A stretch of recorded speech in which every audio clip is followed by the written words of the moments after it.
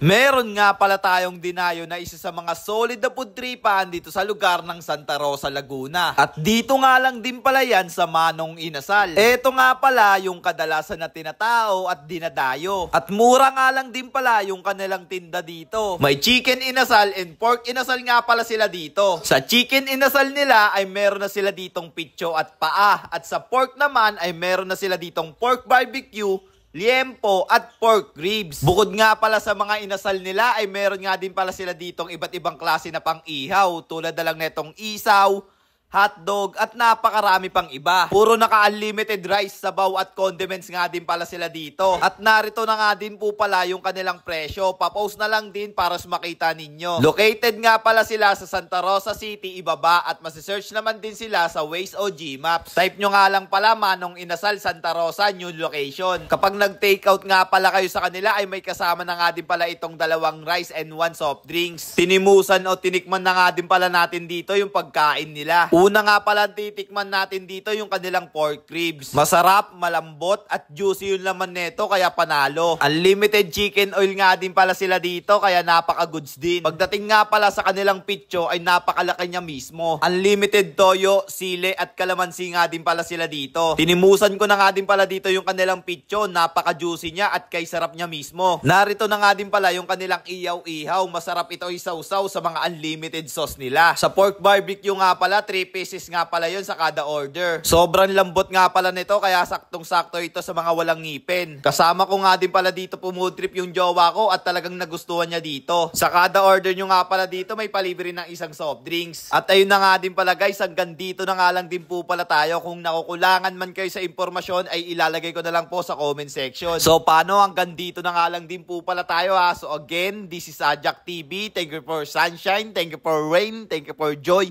Ingat, salamat, bye-bye, ble!